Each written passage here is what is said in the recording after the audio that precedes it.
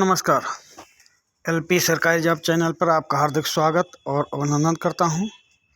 आपके उज्जवल भविष्य के साथ इस सेशन का शुरुआत करता हूं।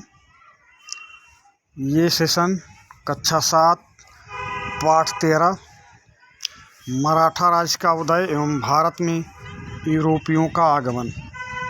देखिए, इस चैनल पर किसी भी पाठ को अच्छी तरह सरलता से और आसान तरीके से याद कराया जाता है। उस पाठ के महत्वपूर्ण बिंदुओं पर बहुविकल्पी प्रश्न बना दिए जाते हैं और बहुविकल्पी प्रश्नों के द्वारा पाठ को कंठस्थ कराया जाता है। तो इस चैनल से जुड़ने का प्रयास करें और जो भी आपकी पढ़ाई से समस्या है, किसी भी पाठ, किसी भी क्लास की, तो वो कमेंट करें।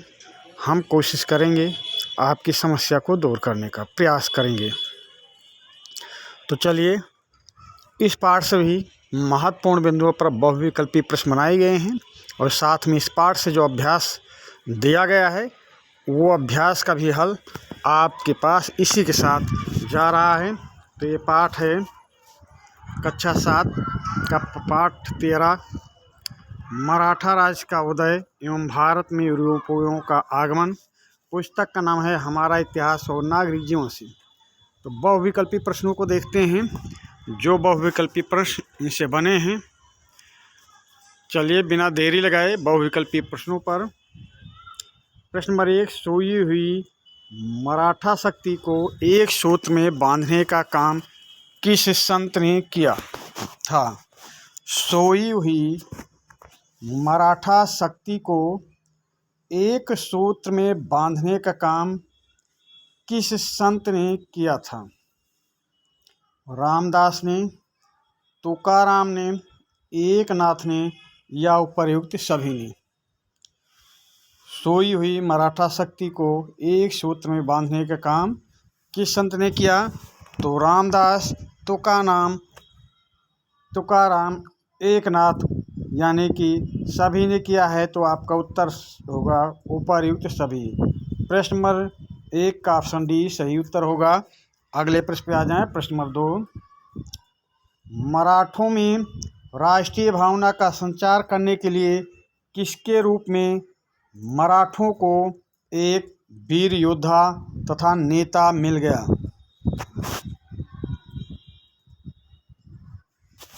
प्रश्न नंबर 2, मराठों में राष्ट्रीय भावना का संचार करने के लिए किसके रूप में मराठों को एक वीर योद्धा तथा नेता मिल गया? शिवाजी के रूप में मिल गया, या साहू जी के रूप में मिल गया, या संभाजी के रूप में, या राजा राम के रूप में? प्रश्न नंबर 2, मराठों में राष्ट्रीय भावना का संचार करने के लिए, मराठों में राष्ट्रीय भावना का संचार करने के लिए किसके रूप में मराठों को एक वीर योद्धा तथा नेता मिल गया? तो शिवाजी के रूप में एक वीर योद्धा तथा नेता मिल गया था। तो प्रश्न नंबर 2 का ऑप्शन ए सही उत्तर होगा। अगले प्रश्न पे आ जाएं। प्रश्न नंबर 3, मराठा साम्राज्य का प्रथम शासक कौन था? मराठा साम्राज्य का प्रथम शासक कौन था? शिवाजी थे, संभाजी थे, साहू जी थे, या राजा राम थे? प्रश्न नंबर 3, मराठा साम्राज्य का प्रथम शासक कौन था? शिवाजी, संभाजी, साहू जी या राजा राम? तो मराठा साम्राज्य का प्रथम शासक थे शिवाजी। प्रश्न नंबर 3 का ऑप्शन ए सही उत्तर होगा। अगले प्रश्न पे आ जाएं। प्रश्न नंबर 4, शिवाजी का जन्म कब हुआ था? शिवाजी का जन्म कब हुआ? तो 1627 ईस्वी में, जनवरी 1627 ईस्वी में, फरवरी 1627 ईस्वी में, मार्च 1627 ईस्वी में, अप्रैल 1627 ईस्वी में? तो ऑप्शन देखने से तो ये पता चल गया कि शिवाजी का जन्म 1627 में हुआ, पर किस महीने में हुआ था ये आपको पता लगाना है। जनवरी 1627 ईस्वी में, फरवरी 1627 ईस्वी में, मार्च 1627 ईस्वी में या अप्रैल 1627 ईस्वी में। तो शिवाजी का जन्म कब हुआ? तो शिवाजी का जन्म जनवरी 1627, फरवरी 1627, मार्च 1627 या अप्रैल 1627। तो शिवाजी का जन्म हुआ था अप्रैल 1627 में। प्रश्न नंबर 4 का ऑप्शन डी सही उत्तर होगा। शिवाजी का जन्म अप्रैल 1627 ईस्वी में हुआ। प्रश्न नंबर 4, शिवाजी का जन्म कहाँ पर हुआ था? शिवाजी का जन्म कहाँ पर हुआ था? शिवनेर के दुर्ग में, उत्तर प्रदेश के इलाहाबाद में, मध्य प्रदेश के भोपाल में या महाराष्ट्र के नागपुर में। शिवाजी का जन्म कहाँ पर हुआ था? शिवनेर के दुर्ग में, उत्तर प्रदेश के इलाहाबाद में, मध्य प्रदेश के भोपाल में या महाराष्ट्र के नागपुर में। तो शिवाजी का जन्म हुआ था शिवनेर के दुर्ग में। प्रश्न नंबर 4 का ऑप्शन ए सही उत्तर होगा। अगले प्रश्न पे आ जाएं। प्रश्न नंबर 6, शिवाजी के पिता का क्या नाम था? शिवाजी के पिता का क्या नाम था? साहूजी नाम था पिता का नाम, या शिवाजी के पिताजी का नाम संभाजी था, या शाहजी भोसले था, या रामदास था। तो शिवाजी के पिता का क्या नाम था? साहूजी, संभाजी, शाहजी भोसले या रामदास। तो शिवाजी के पिता का नाम था शाहजी भोसले। प्रश्न नंबर 6 का ऑप्शन सी सही उत्तर होगा। शिवाजी के पिता का नाम था शाहजी भोसले। प्रश्न नंबर 7 पे आ जाएं। शिवाजी के माताजी का नाम क्या था? शिवाजी के माताजी का नाम क्या था? रानी दुर्गावती था, रानी कर्णावती था, रानी ताराबाई था या रानी जीजाबाई था। तो शिवाजी के माताजी का नाम क्या था? रानी दुर्गावती, रानी कर्णावती, रानी ताराबाई या रानी जीजाबाई। तो शिवाजी की माताजी का नाम था जीजाबाई। प्रश्न नंबर 7 का ऑप्शन डी सही उत्तर होगा, जीजाबाई। अगले प्रश्न पे आ जाएं। प्रश्न नंबर 8, शिवाजी के पिताजी शाहजी भोसले कहाँ नौकरी करते थे? प्रश्न नंबर 8, शिवाजी के पिताजी शाहजी भोसले कहाँ नौकरी करते थे? तो अहमदनगर के निजाम के यहाँ नौकरी करते थे, या बीजापुर के दरबार में नौकरी करते थे, या उपर्युक्त दोनों जगह नौकरी किया था, या उपर्युक्त में से कोई नहीं। तो शिवाजी के पिताजी शाहजी भोसले अहमदनगर के निजाम के यहाँ भी नौकरी किए थे, बाद में बीजापुर के दरबार में भी नौकरी कर लिए थे, और यही अनुभव शिवाजी को काम आया।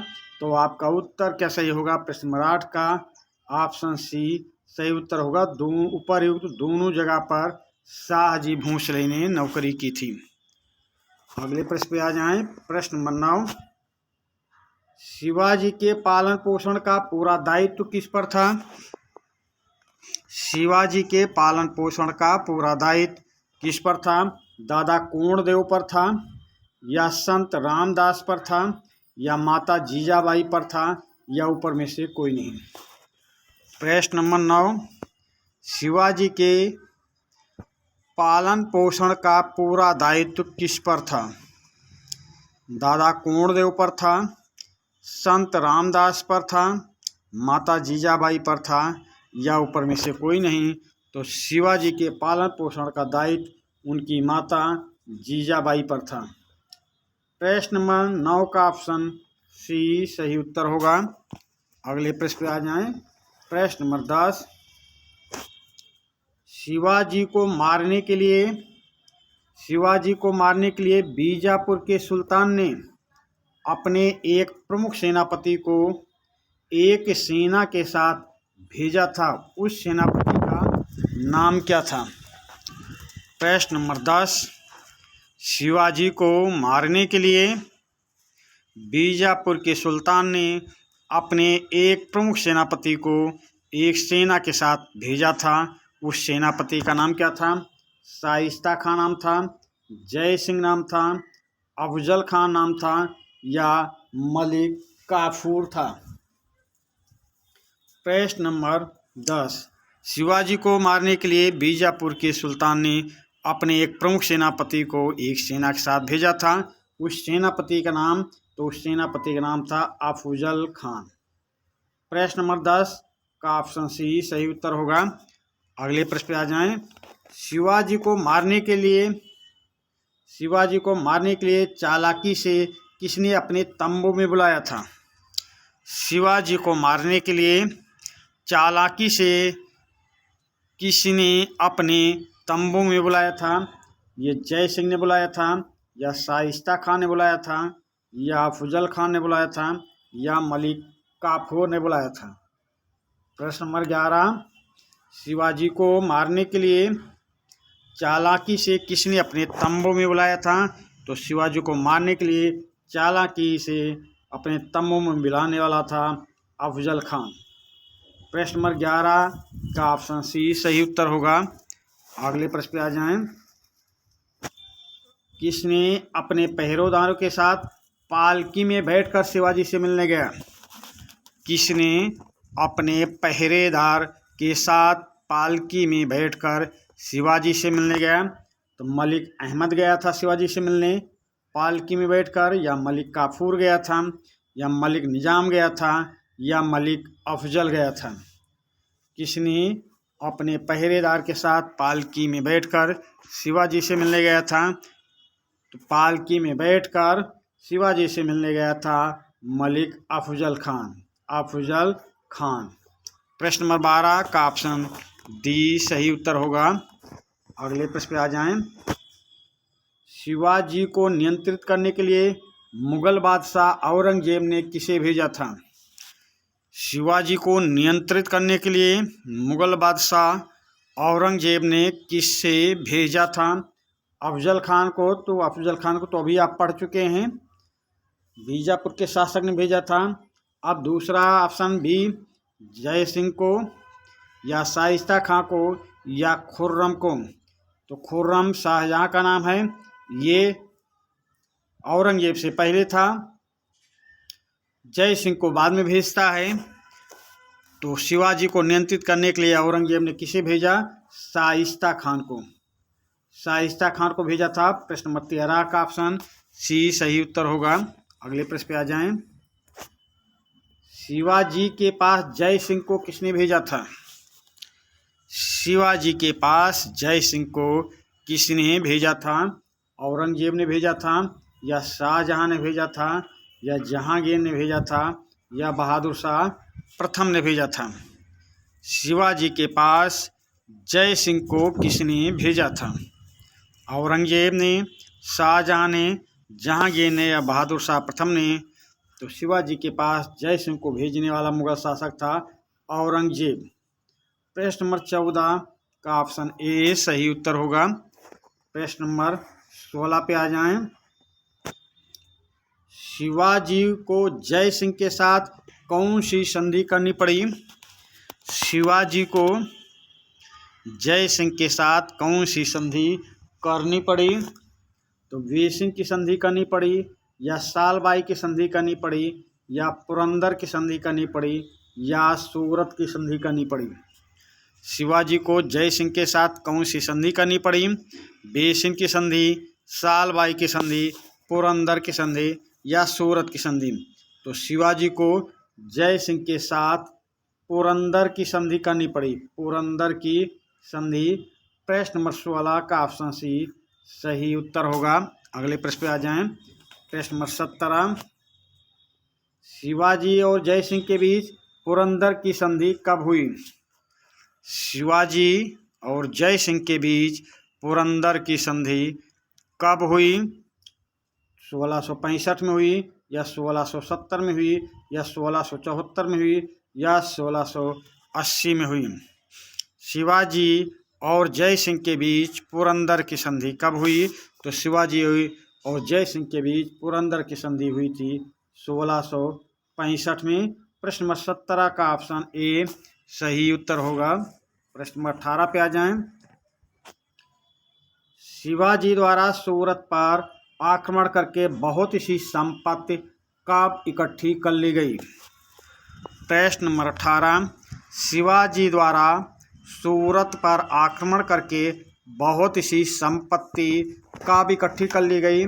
तो 1660 ईस्वी में इकट्ठी कर ली गई, या 1670 ईस्वी में, या 1675 ईस्वी में, या 1680 ईस्वी में।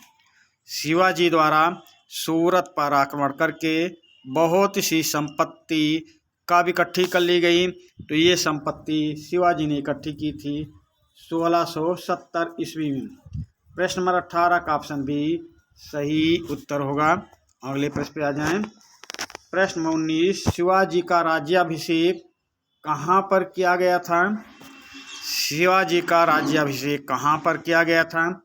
तो रायपुर में किया गया, या रायगढ़ में किया गया, या भोपाल में किया गया, या इंदौर में किया गया। शिवाजी का राज्याभिषेक कहाँ पर किया गया। रायपुर में, रायगढ़ में, भोपाल में, या इंदौर में। तो शिवाजी का राज्याभिषेक 1674 में रायगढ़ में किया गया था। बनारस के पंडित जी गंगाधर भट्ट ने करवाया था ये राज्याभिषेक। तो प्रश्न नंबर 19 का ऑप्शन बी सही उत्तर होगा। प्रश्न नंबर 20 पे आ जाएं। शिवाजी का राज्याभिषेक किसने कराया था। शिवाजी का राज्याभिषेक किसने कराया था। तो बनारस के पंडित गंगा भट्ट ने कराया, या मुंबई के पंडित रामदास ने, या मुंबई के पंडित एकनाथ ने, या विद्वान तुकाराम ने। शिवाजी का राज्याभिषेक किसने कराया था। बनारस के पंडित गंगा भट्ट ने, मुंबई के पंडित रामदास ने, या मुंबई के पंडित एकनाथ ने, या विद्वान तुकाराम ने।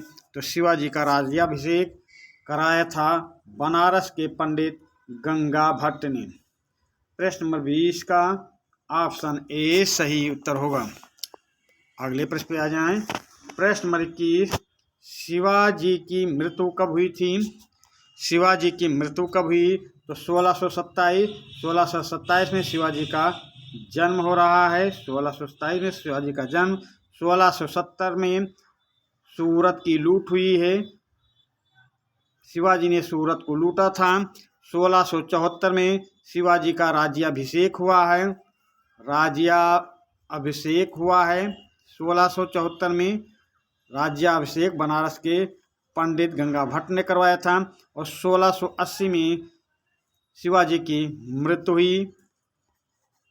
तो पूछा जा रहा है शिवाजी की मृत्यु कब हुई है। तो शिवाजी की मृत्यु हुई है 1680 में, यानी प्रश्न नंबर 21 का ऑप्शन डी सही उत्तर होगा। अगले प्रश्न पे आ जाएं। प्रश्न नंबर 22, शिवाजी ने अपनी राज्य की व्यवस्था के लिए 8 मंत्री नियुक्त किए, इन्हें क्या कहा जाता था। शिवाजी ने अपनी राज्य की व्यवस्था के लिए 8 मंत्री नियुक्त किए, इन्हें क्या कहा जाता था। अष्टछाप, अष्टप्रधान, अष्टमित्र, या उपरोक्त में से कोई नहीं। तो प्रश्न नंबर 22, शिवाजी ने अपनी राज्य की व्यवस्था के लिए 8 मंत्री नियुक्त किए, इन्हें क्या कहा जाता था। अष्टप्रधान। प्रश्न नंबर 22 का ऑप्शन बी सही उत्तर होगा। अष्टप्रधान कहा जाता था। अगले प्रश्न पे आ जाएं। प्रश्न नंबर 24, मराठा राज्य की आय का प्रमुख स्रोत क्या था। मराठा राज्य की आय का प्रमुख स्रोत क्या था। भूमि पर लगने वाला कर था, या सिंचाई कर था, या व्यापार कर था, या जकात कर था। प्रश्न नंबर 24, मराठा राज्य की आय का प्रमुख स्रोत क्या था। तो भूमि पर लगने वाला कर था, या सिंचाई कर था, या व्यापार कर था, या जकात कर था। तो मराठा राज्य की आय का प्रमुख स्रोत था भूमि पर लगने वाला कर था। प्रश्न नंबर 24 का ऑप्शन ए सही उत्तर होगा। अगले प्रश्न पे आ जाएं। प्रश्न नंबर 25, शिवाजी ने अपने राज्य के पड़ोस के मुगल क्षेत्र से कौन सा कर वसूल किया। शिवाजी ने अपने राज्य के पड़ोस के मुगल क्षेत्र से कौन सा कर वसूल किया। तो आय का चौथा हिस्सा यानी चौथ कर, या आय का 10वां हिस्सा यानी 10 सरदेशमुखी कर, या उपर्युक्त दोनों कर वसूल किया, या उपर्युक्त में से कोई नहीं। तो प्रश्न नंबर 25, शिवाजी ने अपने राज्य के पड़ोस के मुगल क्षेत्र से कौन सा कर वसूल किया था? तो चौथ कर और सरदेशमुखी कर। आय का चौथा हिस्सा चौथ कर और आय का 10वां हिस्सा सरदेशमुखी कर दोनों वसूल किया। तो उत्तर क्या सही होगा? ऑप्शन सी, उपर्युक्त दोनों कर वसूल किया। प्रश्न नंबर 25 का ऑप्शन सी सही उत्तर होगा। प्रश्न नंबर 25 पे आ जाएं। शिवाजी के अष्ट प्रधान मंत्रिपरिषद में सर्वोच्च पद पर कौन था? शिवाजी के अष्ट प्रधान मंत्रिपरिषद में सर्वोच्च पद पर कौन था? पेशवा था, अमात्य थे, सचिव थे, या सेनापति थे? प्रश्न नंबर 25, शिवाजी के अष्ट प्रधान मंत्रिपरिषद में सर्वोच्च पद पर कौन था? पेशवा था, अमात्य था, सचिव था, या सेनापति? तो शिवाजी के अष्ट प्रधान मंत्रिपरिषद में सर्वोच्च पद पर पेशवा थे। प्रश्न नंबर 25 का ऑप्शन ए सही उत्तर होगा। प्रश्न नंबर 26 पे आ जाएं। शिवाजी के पौत्र साहू ने किस ब्राह्मण को अपना पेशवा नियुक्त किया? शिवाजी के पौत्र साहू ने किस ब्राह्मण को अपना पेशवा नियुक्त किया? तो बालाजी को नियुक्त किया था, बालाजी विश्वनाथ को नियुक्त किया था, या राजा राम को नियुक्त किया था, या संभाजी को नियुक्त किया था? तो शिवाजी के पौत्र साहू ने किस ब्राह्मण को अपना पेशवा नियुक्त किया? तो बालाजी विश्वनाथ को अपना पेशवा नियुक्त किया था। प्रश्न नंबर 26 का ऑप्शन बी सही उत्तर होगा। अगले प्रश्न पे आते हैं। प्रश्न नंबर 27, किस मराठा पेशवा ने मराठा शासन को अपनी योग्यता और कुशलता से सुदृढ़ बनाया? प्रश्न नंबर 27, किस मराठा पेशवा ने मराठा शासन को अपनी योग्यता और कुशलता से सुदृढ़ बनाया? बालाजी ने, संभाजी ने, राजा राम ने, बालाजी विश्वनाथ ने? प्रश्न नंबर 27, किस मराठा पेशवा ने मराठा शासन को अपनी योग्यता और कुशलता से सुदृढ़ बनाया था? बालाजी ने, संभाजी ने, राजा राम, या बालाजी विश्वनाथ ने? तो मराठा शासन को सुदृढ़ बनाया था बालाजी विश्वनाथ ने। प्रश्न नंबर 27 का ऑप्शन डी सही उत्तर होगा। प्रश्न नंबर 28 पे आ जाएं। मराठा पेशवा बालाजी विश्वनाथ ने किस मुगल शासक से दक्षिण के इलाके से चौथ एवं सरदेशमुखी कर वसूल किया? प्रश्न नंबर 28, मराठा पेशवा बालाजी विश्वनाथ ने किस मुगल शासक से दक्षिण के इलाकों से चौथ एवं सरदेशमुखी कर वसूल किया? तो बहादुर शाह प्रथम से वसूल किया था, या अहमद शाह से वसूल किया था, या मोहम्मद शाह रंगीला से वसूल किया था, या शाह आलम द्वितीय से वसूल किया था? तो मराठा पेशवा बालाजी विश्वनाथ ने मोहम्मद शाह रंगीला मुगल शासक से दक्षिण के इलाकों में चौथ एवं सरदेशमुखी कर वसूल किया था। तो प्रश्न नंबर 28 का सही उत्तर होगा ऑप्शन सी, मोहम्मद शाह रंगीला। अगले प्रश्न पे आ जाएं। प्रश्न नंबर 29, किस मुगल शासक को मराठों ने लगातार गोरिल्ला या छापामार युद्ध में व्यस्त रखा? किस मुगल शासक को मराठों ने लगातार गोरिल्ला या छापामार युद्ध में व्यस्त रखा? तो बहादुर शाह द्वितीय को व्यस्त रखा, या अकबर द्वितीय को, या शाह आलम द्वितीय को, या औरंगजेब को? प्रश्न नंबर 29, किस मुगल शासक को मराठों ने लगातार गोरिल्ला या छापामार युद्ध में व्यस्त रखा? बहादुर शाह द्वितीय को, अकबर द्वितीय को, शाह आलम द्वितीय को, या औरंगजेब को? तो मराठों ने औरंगजेब को व्यस्त रखा था छापामार या गोरिल्ला युद्ध के माध्यम से। प्रश्न नंबर 29 का ऑप्शन डी सही उत्तर होगा। प्रश्न नंबर 30 पे आ जाएं। मराठा पेशवा बालाजी विश्वनाथ की मृत्यु के बाद मराठा का पेशवा कौन बना? प्रश्न नंबर 30, मराठा पेशवा बालाजी विश्वनाथ की मृत्यु के बाद मराठा का पेशवा कौन बना? मल्हारराव बने पेशवा, या माधवराव पेशवा बने, या सदाशिवराव पेशवा बने, या बाजीराव प्रथम पेशवा बने? तो प्रश्न नंबर 30, मराठा पेशवा बालाजी विश्वनाथ की मृत्यु के बाद मराठा का पेशवा कौन बना?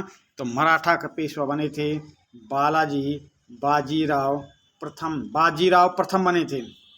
मराठा पेशवा बालाजी विश्वनाथ की मृत्यु के बाद मराठा का पेशवा बना बाजीराव प्रथम, यानी प्रश्न नंबर 30 का ऑप्शन डी सही उत्तर होगा।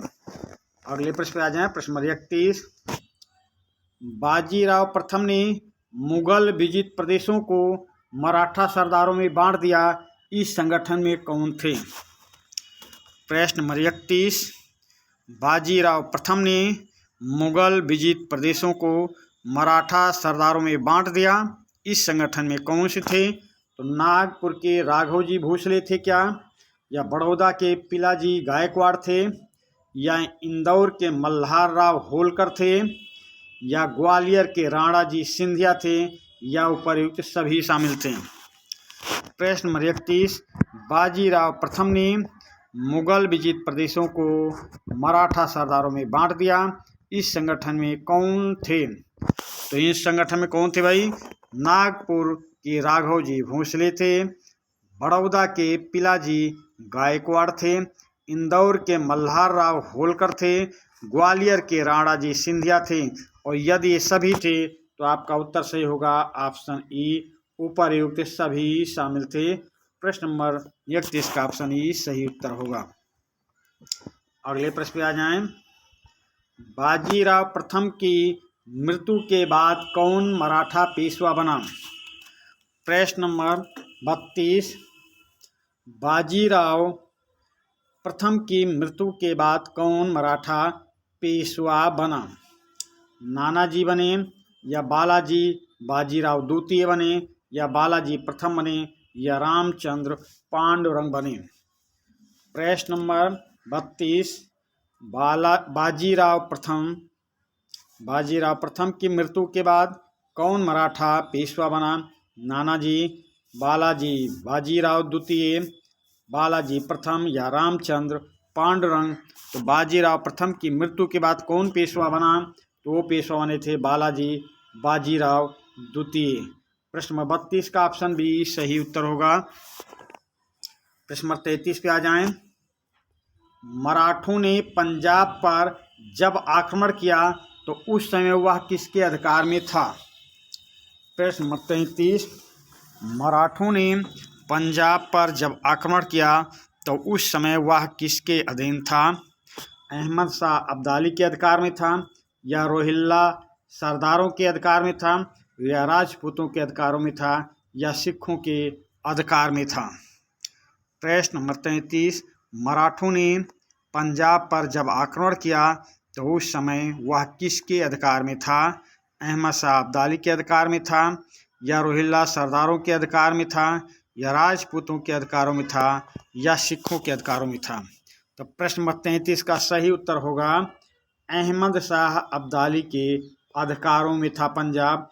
प्रश्न नंबर 33 का ऑप्शन ए सही उत्तर होगा।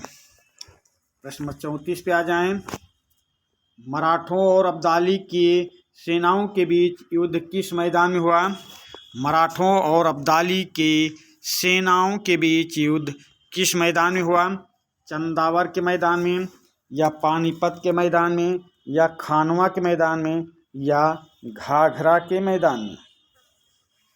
प्रश्न नंबर 34, मराठों और अब्दाली की सेनाओं के बीच युद्ध किस मैदान में हुआ? चंदावर के मैदान में, पानीपत के मैदान में, खानवा के मैदान में, या घाघरा के मैदान में? तो मराठों और अब्दाली की सेनाओं के बीच युद्ध हुआ था पानीपत के मैदान में 1761 में। प्रश्न नंबर 34 का ऑप्शन बी सही उत्तर होगा। प्रश्न नंबर 34 का सही उत्तर ऑप्शन बी। प्रश्न नंबर 35 पे आ जाएं, मराठों और अब्दाली की सेनाओं के बीच पानीपत का तृतीय युद्ध कब हुआ? प्रश्न नंबर 35, मराठों और अब्दाली की सेनाओं के बीच पानीपत का तृतीय युद्ध कब हुआ? 1751 में हुआ, 1761 में हुआ, या 1771 में हुआ, या 1781 में हुआ। प्रश्न नंबर 35, मराठों और अब्दाली की सेनाओं के बीच पानीपत का तृतीय युद्ध कब हुआ? 1751 में, 1761 में, 1771 में, या 1781 में? तो मराठों और अब्दाली की सेनाओं के बीच पानीपत का तृतीय युद्ध हुआ था 1761 में। प्रश्न नंबर 35 का ऑप्शन बी सही उत्तर होगा। प्रश्न नंबर 35 का ऑप्शन बी सही उत्तर। प्रश्न नंबर 37 पे आ जाएं। मराठों के ऊपर अहमद शाह अब्दाली की जीत का कारण क्या था? मराठों के ऊपर अहमद शाह अब्दाली की जीत का कारण था क्या था? तो जाट राजपूत और सिख सरदारों का सहयोग नहीं मिला, अब्दाली की ऊंट पर रखी घूमने वाली तोपें थीं, या ऊपर दोनों सही है, या उपरोक्त में से कोई नहीं। तो प्रश्न नंबर 37, मराठों के ऊपर अहमद शाह अब्दाली की जीत का कारण क्या था? तो इस युद्ध में जाट राजपूत और सिख सरदारों का सहयोग नहीं मिला मराठों को। एक तो ये कारण था, दूसरा कारण था अब्दाली की ऊंट पर रखी घूमने वाली तोपें थीं। तो ये दोनों कारण सही हैं। तो आपका उत्तर क्या सही होगा? उपर्युक्त दोनों सही है। प्रश्न नंबर 37 का ऑप्शन सी सही उत्तर होगा। प्रश्न नंबर 38 पे आ जाएं। भारत पर नादिर शाह का आक्रमण कब हुआ था जिससे मुगल साम्राज्य की जड़ें हिल गईं? प्रश्न नंबर 38, भारत पर नादिर शाह का आक्रमण कब हुआ जिससे मुगल साम्राज्य की जड़ें हिल गईं? तो 1719 में ये युद्ध हुआ, या 1739 में, या 1749 में, या 1759 में? प्रश्न नंबर 38, भारत पर नादिर शाह का आक्रमण कब हुआ जिससे मुगल साम्राज्य की जड़ें हिल गईं? तो ये आक्रमण हुआ था 1739 में, यानी प्रश्न नंबर 38 का ऑप्शन बी सही उत्तर होगा। अगले प्रश्न पे आ जाएं। प्रश्न नंबर 39, किस मुगल शासक ने विदेशी कंपनियों को भारत में व्यापार करने की इजाज़त दी? प्रश्न नंबर 39, किस मुगल शासक ने विदेशी कंपनियों को भारत में व्यापार करने की इजाज़त दी? अकबर ने इजाज़त दी थी, या जहांगीर ने इजाज़त दी थी, या शाहजहां ने इजाज़त दी थी, या औरंगजेब ने इजाज़त दी थी? प्रश्न नंबर 39, किस मुगल शासक ने विदेशी कंपनियों को भारत में व्यापार करने की इजाज़त दी? तो ये इजाज़त दिया था जहांगीर ने। प्रश्न नंबर 39 का ऑप्शन बी सही उत्तर होगा, जहांगीर। आगे चलते हैं। आपकी पाठ्य पुस्तक में जो अभ्यास दिया गया है उस अभ्यास का भी हल इसी सेशन में जा रहा है। तो अभ्यास में देखें क्या है। पहला प्रश्न, निम्नलिखित प्रश्नों के उत्तर दीजिए। इसमें प्रश्न हैं, उन प्रश्नों के उत्तर देना है। तो पहला प्रश्न क्या है? शिवाजी का जन्म कब और कहाँ हुआ? शिवाजी का जन्म कब और कहाँ हुआ? तो शिवाजी का जन्म 1627 में शिवनेर के दुर्ग में हुआ था। शिवाजी का जन्म 1627 में शिवनेर के दुर्ग में हुआ था। अगला प्रश्न है, शिवाजी के माता पिता का नाम क्या था? शिवाजी के माता पिता का नाम क्या था? तो शिवाजी के पिता का नाम शाहजी भोसले तथा माता का नाम जीजाबाई था। शिवाजी के माता और पिता का नाम बताइए। तो शिवाजी के पिता का नाम शाहजी भोसले तथा माता का नाम जीजाबाई था। अगला प्रश्न देखें। प्रश्न नंबर सी, शिवाजी का राज्याभिषेक कहाँ हुआ था? शिवाजी का राज्याभिषेक कहाँ हुआ था? तो उत्तर है, शिवाजी का राज्याभिषेक रायगढ़ में हुआ था। शिवाजी का राज्याभिषेक रायगढ़ में हुआ था। प्रश्न डी देखें। दक्षिण में मराठा शक्ति के उदय का वर्णन करो। दक्षिण में मराठा शक्ति के उदय का वर्णन करो। तो देखते हैं भाई मराठा शक्ति का उदय कैसे हुआ। औरंगजेब के शासनकाल में उत्तर भारत में सिखों और जाटों ने अपनी शक्ति बढ़ा ली थी। औरंगजेब के शासनकाल में उत्तर भारत में सिखों और जाटों ने अपनी शक्ति बढ़ा ली थी। उसी समय दक्षिण में मराठों ने भी अपनी शक्ति में विस्तार किया और धीरे धीरे एक स्वतंत्र राज्य बना लिया। मराठा राज्य के उदय में वहाँ की भौगोलिक स्थिति का महत्वपूर्ण योगदान था। मराठा राज्य के उदय में वहाँ की भौगोलिक स्थिति का महत्वपूर्ण योगदान रहा। सह्याद्री, सतपुड़ा और विंध्य पर्वतों तथा नर्मदा और ताप्ती नदियों ने इस प्रदेश को प्राकृतिक रूप से सुरक्षित बनाया। अतः यहाँ बाहरी आक्रमणों का भय नहीं था। इस क्षेत्र में ऊबड़ खाबड़ और अनुपजाऊ भूमि, अनिश्चित वर्षा आदि वहाँ के लोगों को साहसी, परिश्रमी व आत्मनिर्भर बनाया। इसका प्रभाव युद्ध प्रणाली पर भी पड़ा। उन्होंने छापामारी युद्ध प्रणाली को अपनाकर अपने साम्राज्य की शक्ति बढ़ाने में सफलता प्राप्त की। धर्म सुधारकों के उपदेशों से मराठों में जागरूकता तथा एकता की भावना जागृत हुई। मराठा लोग दक्षिण के पड़ोसी राज्यों जैसे अहमदनगर, बीजापुर एवं गोलकुंडा में राजाओं व सुल्तानों के दरबार में और सेना में नौकरी करते थे। इससे इन्हें शासन और सेना का अनुभव भी था। दक्षिण के राज्यों की शक्ति कमज़ोर होने का लाभ मराठों ने उठाया। इन्हें शिवाजी ने संगठित करके एक स्वतंत्र मराठा राज्य की स्थापना की। फिर से देख लें एक बार। औरंगजेब के शासनकाल में उत्तर भारत में सिखों और जाटों ने अपनी शक्ति बढ़ा ली थी। उसी समय दक्षिण में मराठों ने भी अपनी शक्ति में विस्तार किया और धीरे धीरे एक स्वतंत्र राज्य बना लिया। मराठा राज्य के उदय में वहाँ की भौगोलिक स्थिति का महत्वपूर्ण योगदान रहा। सह्याद्री, सतपुड़ा और विंध्य पर्वतों तथा नर्मदा और ताप्ती नदियों ने इस प्रदेश को प्राकृतिक रूप से सुरक्षित बनाया। अतः यहाँ बाहरी आक्रमणों का भय नहीं था। इस क्षेत्र में ऊबड़ खाबड़ और अनुपजाऊ भूमि, अनिश्चित वर्षा आदि वहाँ के लोगों को साहसी, परिश्रमी व आत्मनिर्भर बनाया। इसका प्रभाव युद्ध प्रणाली पर भी पड़ा।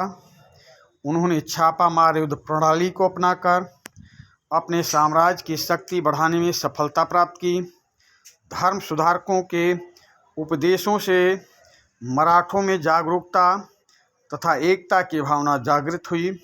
मराठा लोग दक्षिण के पड़ोसी राज्यों जैसे अहमदनगर, बीजापुर एवं गोलकुंडा में राजाओं व सुल्तानों के दरबार में और सेना में नौकरी करते थे। इससे इन्हें शासन और सेना का अनुभव भी था। दक्षिण के राज्यों की शक्ति कमज़ोर होने का लाभ मराठों ने उठाया।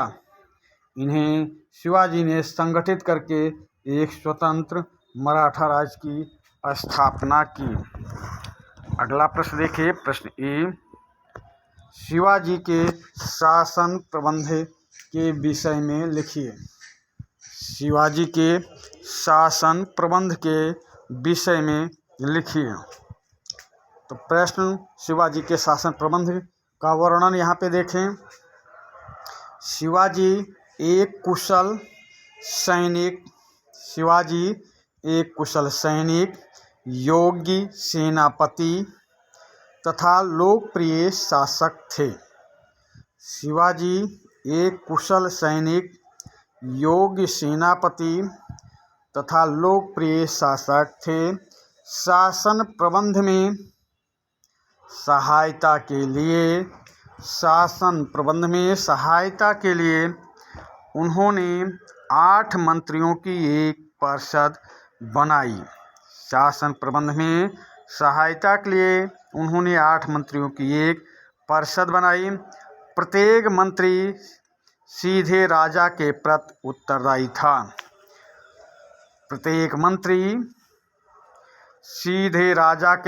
उत्तरदायी था।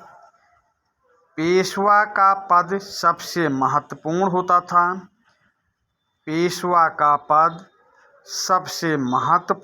था। पेशवा ही प्रधानमंत्री होता था। वित्त व्यवस्था और सामान्य प्रशासन पेशवा ही देखता था।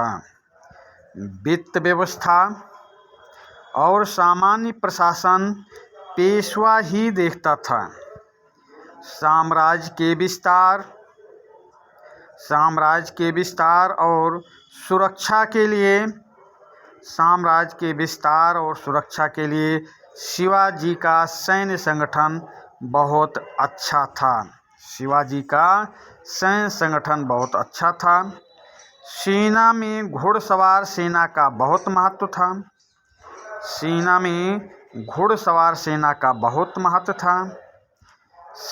कठोर अनुशासन में रहती थी। शिवाजी ने एक बड़ा जहाजी बेड़ा भी बनवाया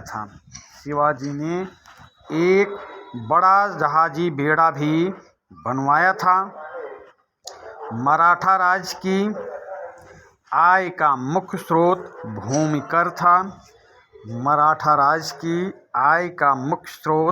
भूमि कर था। लगान उपज का 2/5 यानी 40वां भाग लिया जाता था। मराठा राज्य की आय का मुख्य स्रोत भूमि कर था। लगान उपज का 2/5 भाग लिया जाता था, यानी 40वां भाग लिया जाता था। आवश्यकता अनुसार किसानों को बैल तथा बीज खरीदने के लिए धन भी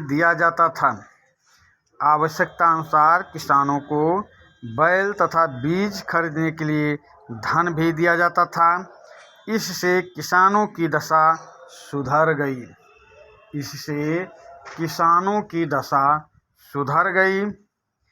जीते हुए प्रदेशों से वसूली गई चौथ व सरदेशमुखी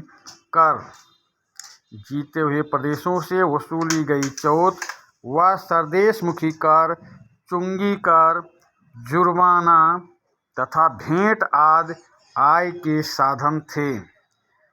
चौथ व सरदेशमुखी कर, चुंगी कर, जुर्माना व भेंट आय के अन्य साधन थे। अगला प्रश्न देखें। प्रश्न नंबर F। पानीपत की तीसरी लड़ाई क्यों हुई? इसके क्या परिणाम हुए? प्रश्न नंबर F। पानीपत की तीसरी लड़ाई क्यों हुई? इसके क्या परिणाम हुए? तो जिस समय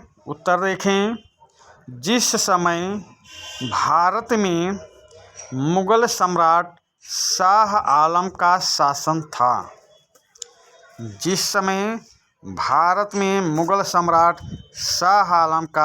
था, तभी अफगानिस्तान के शासक अहमद शाह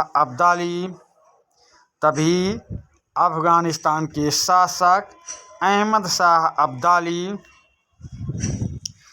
सन 1761 ईस्वी में दिल्ली पर आक्रमण किया।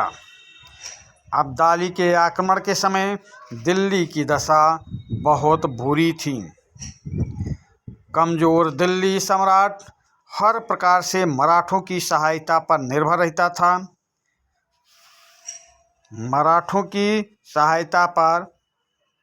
रहता था। जब अब्दाली पंजाब को जीतता हुआ पानीपत की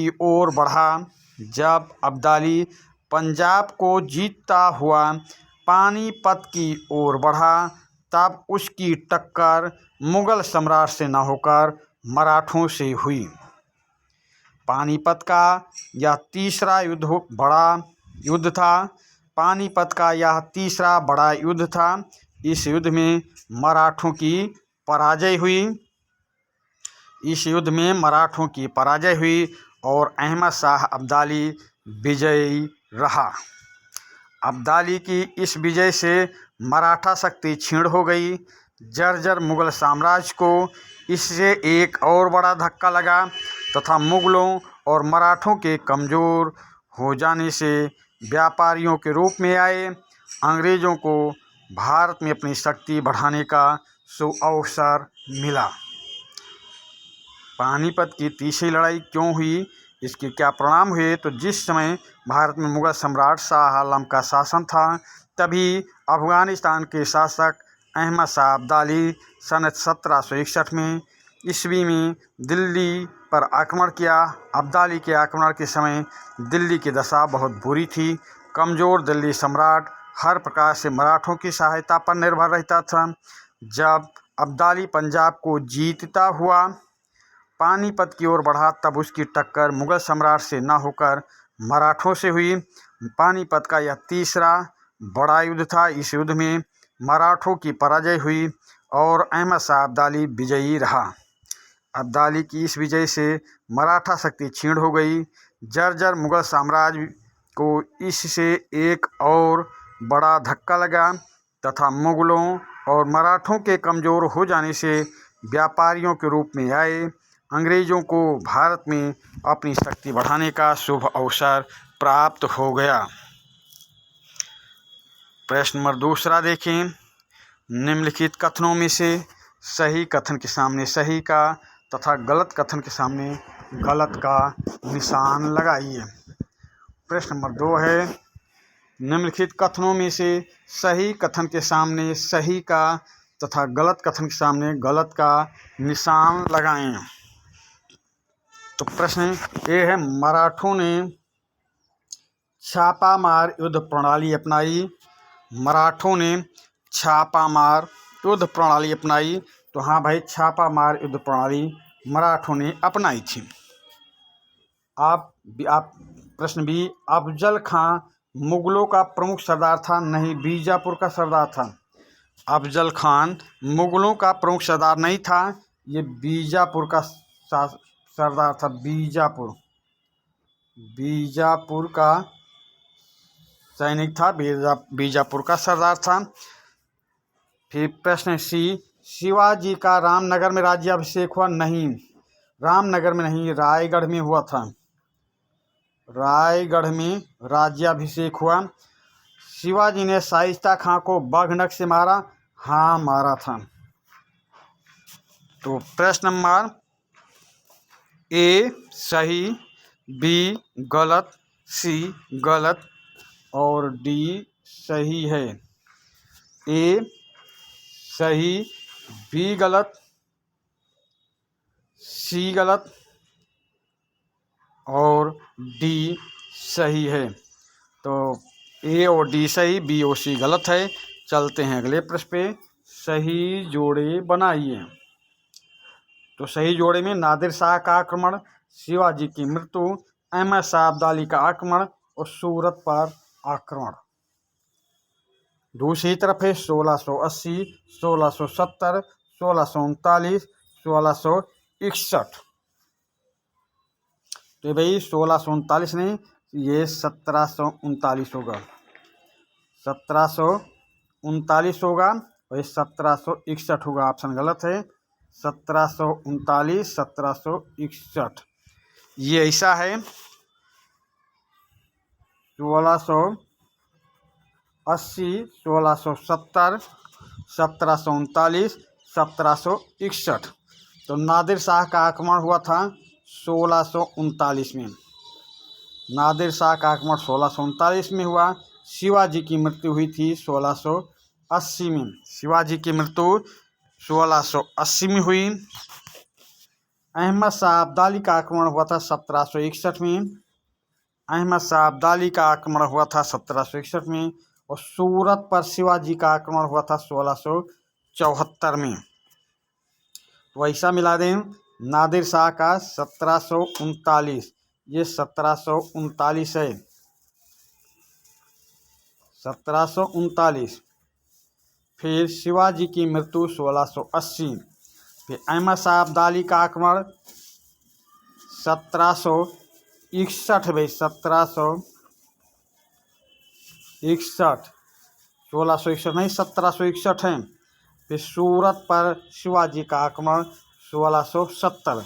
इस प्रकार मिला दें, ये दो ऑप्शन सुधार लेंगे। ये 1739 है, ये 1761 है, 1739, 1761। इस प्रकार ये मिला लेंगे। इसी के साथ ये सेशन का समापन करते हैं। अगले सेशन में हम फिर मिलेंगे। धन्यवाद।